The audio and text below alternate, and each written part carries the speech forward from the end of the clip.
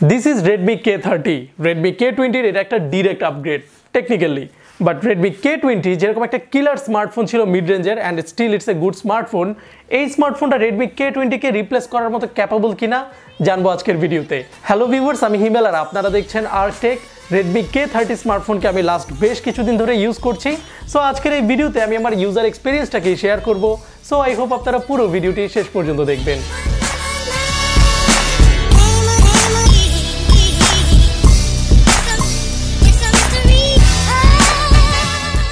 This video is sponsored by TELECOM. Bashundhara City level 5 এ থাকছে তাদের showroom. Redmi K30 সহ latest যে কোনো স্মার্টফোন বা গিয়ারস পাবেন তাদের শোরুমে। TELECOM এর বিস্তারিত information, page link, group link থাকছে ভিডিও ডেসক্রিপশনে। সো প্রথমেই কুইক আনবক্সিং। বক্সে থাকছে সিম এজেক্টর টুল, একটা basic protective case, instructions manuals, এর নিচেই থাকছে Redmi K30, এর নিচে থাকছে USB Type-C কেবল and 27 watt charging brick. Design wise Redmi K30 typical Redmi device থেকে কিছুটা বড় সাইজের। গ্লাস স্যান্ডউইচ ডিজাইনের ব্যাক ও ফ্রন্টে থাকছে কর্নিং গরিলা গ্লাস 5 এর প্রোটেকশন। ব্যাক সাইডের গ্লাস ফিনিশিংটা বেশ সুন্দর, স্ট্রেট চারটা ক্যামেরা এন্ড এই ক্যামেরাকে ঘিরে একটা সার্কেল শেপ, যেটা বেশ অ্যাট্রাকটিভ। বাট পার্সোনালি এই সার্কেল ডিজাইনটা আমার কাছে খুব একটা পছন্দ হয়নি। বাট ডিজাইনের পুরো ব্যাপারটাই যেহেতু সাবজেক্টিভ, সো আমার পছন্দ আপনাদের সাথে নাই মিলতে পারে, এটাই স্বাভাবিক। ইভেন আপনাদের অনেকের কাছে এই ডিজাইনটা ভালোও লাগতে পারে। সো ডিজাইনের পুরো ব্যাপারটাই আমি আপনাদের উপরে ছাড়লাম। বাট হাতে নিলে এই স্মার্টফোনটা বেশ প্রিমিয়াম লাগে, এটা বলতেই হবে। ফ্রন্টে LCD panel 6.67 inch, resolution full HD plus, যেটা 20:9 অ্যাসপেক্ট রেশিওর। সো ডিসপ্লে এখন আরো টলার। টপ রাইট কর্নারে থাকছে কাটআউট, যেখানে ডুয়েল ফ্রন্ট ফেসিং ক্যামেরা থাকছে। সো এলসিডি প্যানেল হওয়ার কারণে ফিঙ্গারপ্রিন্ট সেন্সরটা এখন আর ইন ডিসপ্লেতে নেই, চলে এসেছে সাইড মাউন্টে। এই পজিশনের ফিঙ্গারপ্রিন্ট সেন্সর আমার কাছে পার্সোনালি ভালোই লাগে, বিকজ এটা অনেক কুইক অ্যান্ড ফাস্ট আনলক করতে পারে and truly side easy to use. Face unlock এই স্মার্টফোনের বেশ ফাস্ট। কাটআউট ডিজাইনটা নিয়ে আমার জাস্ট মিক্সড ফিলিং, বিকজ এটা মোটরাইজড ক্যামেরা বা ওয়াটার ড্রপ নোজ থেকে বেটার বা ওয়ার্স টাইপ কিছু না, it's just a different design. Now এই ডিসপ্লের মেইন কি ফিচারই হচ্ছে এটা 120 হার্জ রিফ্রেশ রেটের ডিসপ্লে। 120 হার্জ রিফ্রেশ রেট বলতে স্ট্রেট ফরওয়ার্ড আমি বলবো, আপনি যখন ফোনটাকে নিজে ইউজ করবেন এর প্রত্যেকটা স্ক্রল, গ্রাফিক্যাল চেঞ্জেসে আপনি অ্যামেজিং ফ্লুইডিটি বা স্মুথনেস পাবেন। আই মিন ডিসপ্লেটা হাইলি রিয়েলিস্টিক একটা ফিল দিবে। নাও কনসিডারিং দ্য প্রাইস, এই ফিচারটা এক কথায় ইনসেন, যেটা গেমিং এর সময় আপনারা আরো ভালোভাবে টের পাবেন। ডিসপ্লের colour reproduction and viewing angle ছিল হাইলি অ্যাকুরেট, আর ব্রাইটনেসও ছিল বেশ ভালো। I am pretty much sure এর ডার্ক মোড ইউজের সময় ইউ উইল ফাইন্ড যে এর ডার্কটা অ্যাকচুয়ালি অতটা ডার্ক না, যেহেতু এটা আইপিএস প্যানেল।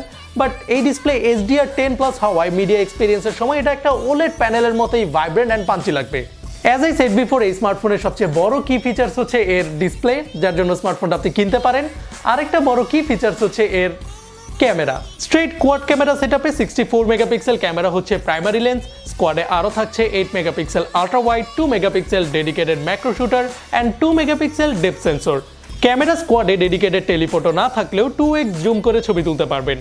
প্রাইমারি ক্যামেরায় তোলা ডে লাইটের ছবিগুলো এক কথায় স্রেফ সুন্দর। Good amount of details, sharpness আর কালারও বেশ অ্যাকুরেট এই সনি IMX636 সেন্সরের তোলা ছবিগুলোতে। এক্সেসিভ লাইটিং কন্ডিশনেও ছবির লাইট ব্যালেন্স ঠিকঠাক রাখতে পারে এর ক্যামেরা, আর ডাইনামিক রেঞ্জও বেশ ভালো। ক্যামেরা পার্টের ইমপ্রুভমেন্ট যে কেবল হার্ডওয়্যার এন্ডেই ছিল তাই নয়, সফটওয়্যার অপটিমাইজেশনও ছিল সুপারব। 2x জুমে তোলা ছবিগুলো ডিটেলসে মোটামুটি লসলেসই বলবো। 64 মেগাপিক্সেল ছবিগুলো হাইলি শার্প অ্যান্ড এক্সট্রিমলি ডিটেলফুল। আল্ট্রা ওয়াইড লেন্সের ছবিও অনেক ক্রিস্প, ভাইব্রেন্ট আর ভালো ডিটেলস ধরে রাখে। মোট কথা Redmi K30 এর রেগুলার আর আল্ট্রা ওয়াইড লেন্স আপনাকে হতাশ করবে না ফর শিওর। পোর্ট্রেট ছবিগুলোর স্যাম্পল দেখলেই বুঝতে পারবেন এজ ডিটেকশন আর ব্লার অ্যামাউন্ট কতটা ন্যাচারাল। লো লাইটেও এর ক্যামেরা ছিল টু গুড। নাইট মোডে আরও বেশি শার্প, ব্রাইট আর ডিটেল ধরে ছবি তোলা সম্ভব। Last but not the least, এই ফোনের ম্যাক্রো ক্যামেরা, যেটাকে খুব বেশি আমি ইউজ করিনি, বাট এই ফোনের ম্যাক্রো ক্যামেরা অ্যাকচুয়ালি অসাম সব ক্লোজ শট নিতে পারে, যার মধ্যে এই ছবিটাকে আমি ইনস্ট্যান্ট তুলেই ফেসবুকে আপলোড করেছিলাম অ্যান্ড আপনারা অনেকেই পছন্দ করেছেন। নাও ভিডিওতে 4K রেজুলেশন 30 FPS এ ফাইনাল ফুটেজ দেখে আমার কাছে এই ফোনটাকে বেশ ভালো ভিডিও ক্যাপাবলও লেগেছে। প্রথমত ভিডিও বেশ স্টেবল ছিল, সুন্দর colour, noiseless, perfect light balance আর অসাম ডিটেলস পাবেন এর ভিডিওতে। নাও ফ্রন্টের ডুও সেটআপে 20 মেগাপিক্সেল f2.2 এর মেইন ক্যামেরা আর তার supporting 2 megapixel depth sensor. Almost perfect rear camera সেটআপের কারণেই ফ্রন্টের ক্যামেরার ব্যাপারে আমার এক্সপেকটেশন ছিল এখানে অনেক বেশি, and here is the result. Front ক্যামেরার ছবি কিছুটা ওভার প্রসেসড অ্যান্ড এখানে জুম করলে কিছুটা ডিটেলসের ঘাটতি পাবেন। তবে ওভারঅল বেশ সুন্দর সুন্দর সেলফি তুলতে পারবেন, অ্যাটলিস্ট যে টাইপের সেলফি আমরা ফাইনাল আউটপুট হিসেবে দেখতে চাই সেরকম। ইভেন পোর্ট্রেট রেজাল্টও ছিল impressive. So overall Redmi K30 এর ক্যামেরার ব্যাপারে বোথ ফ্রন্ট অ্যান্ড ব্যাক আমি পজিটিভ। পারফরমেন্স সেগমেন্টে Redmi K30 কে পাওয়ার করছে Snapdragon 730G চিপসেট, যেটা Snapdragon 730 এর একটা মাইনর আপগ্রেড। বাট রিসেন্ট পাস্টে এই Snapdragon 730G কে আমরা অনেক কিছুর ব্যাপারেই লিড দিতে দেখেছি, প্রথমবারের মতো ঘটেছে। Like this is a non gaming smartphone যেখানে 120 হার্টজ রিফ্রেশ রেটের ডিসপ্লে থাকছে। এর আগেও আমরা 108 মেগাপিক্সেল ক্যামেরার স্মার্টফোন দেখেছি, সেই স্মার্টফোনও ছিল Snapdragon 730G চিপসেট। So it's a proven chip. Considering the price, এই ফোনের performance was well up to the mark. Software হিসেবে এখানে আউট অফ দ্য বক্স থাকছে Android 10 on top of MIUI 11। 8GB র্যামের ভেরিয়েন্টের ডিভাইসটির র্যাম ম্যানেজমেন্ট ছিল খুবই অপটিমাইজড, আর UI অ্যানিমেশনে ছিল in a word buttery smooth. যদিও এটা গেমিং ফোন নয়, তবুও লং টার্ম গেমিংয়ে এখানে কোনো প্রকার হিটিং বা পারফরমেন্স ড্রপ আমার চোখে পড়েনি।